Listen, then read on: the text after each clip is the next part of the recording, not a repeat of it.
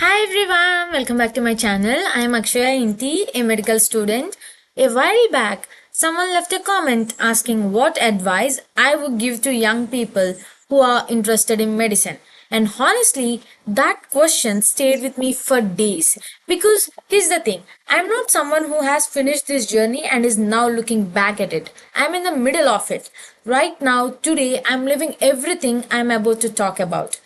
So, this isn't going to be a list of perfect tips from someone who has it all figured out. This is just me being honest with you the way I wish someone had been honest with me. Let's start with the most important question. Why do you actually want to become a doctor? Take a second and really sit with that. If your answer is money or status or because your family expects it, I'm not going to tell you that's wrong, but I will tell you this. Medicine has a way of testing people. There will be days that feel impossibly heavy, and on those days, the only thing that keeps you moving is your real reason for being here. But if there is even a small part of you that genuinely wants to help people to understand the human body, to be there for someone on one of the hardest days of their life, then you already have something most people don't. Hold on to that. It will carry you further than you think. Now, let's get practical. If you're still studying and thinking about this path, here's what actually matters. First, build a real foundation. Biology, chemistry, physics, these aren't just exam subjects, they are the language you will be speaking for the rest of your life. Don't just memorize facts to pass a test. Understand why things work the way they do. I learned this the hard way in my first year when I realized that memorizing without understanding just does not last, especially under pressure. Second, start early and stay consistent. You don't need to be perfect, you just need to show up regularly. Small study effort over time beats panic and last minute cramming every single time. Third, fall in love with reading and learning, not just for exams but as a habit. Medicine never stops teaching you new things, even after you become a doctor. The earlier the curiosity becomes part of who you are, the easier everything else becomes. And fourth, please take your mental health seriously. This part does not get talked about enough. The pressure is real, the exhaustion is real, and there is no shame in needing a break or needing to talk to someone. You can't take care of others if you are running on empty yourself. One more thing, stop comparing your timeline to everyone else. Everyone's journey looks different. Focus on your own progress.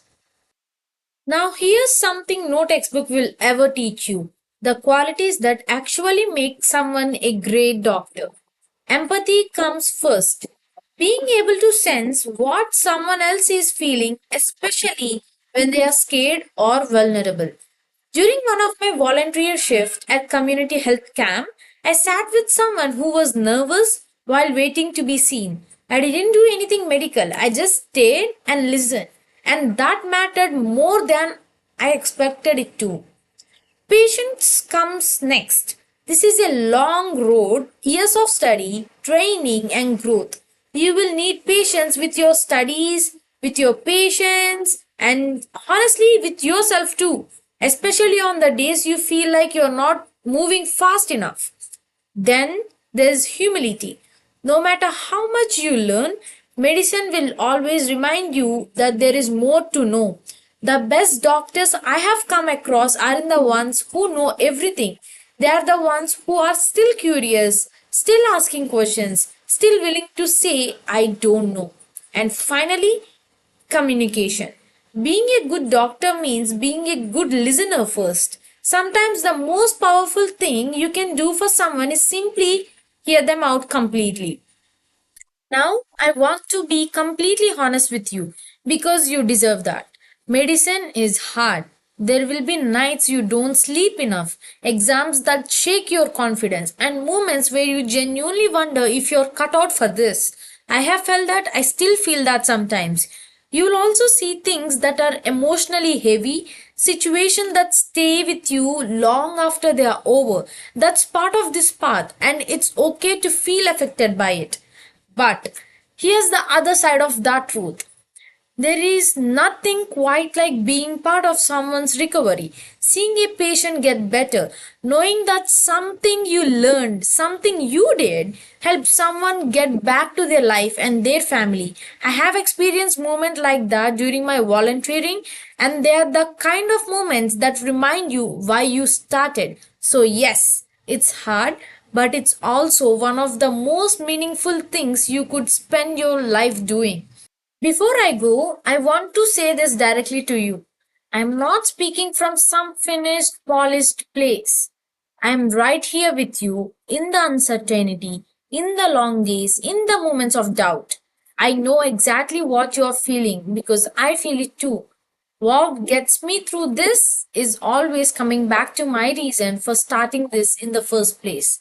That desire to learn, to help, to grow into someone who can actually make a difference.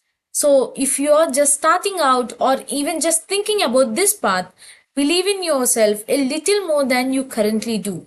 You are more capable than you realize, and every difficult moment is quietly shaping you into who you are meant to become. That's it for today. If this resonated with you in any way, a like genuinely helps this channel grow. And if you know someone who needs to hear this, send it their way. Drop your thoughts or questions in the comments. I read every single one. And if you would like to follow along with the rest of my journey, hit subscribe. I would love to have you here. Thank you so much for watching. Take care, and I'll see you guys in the next one. Bye bye.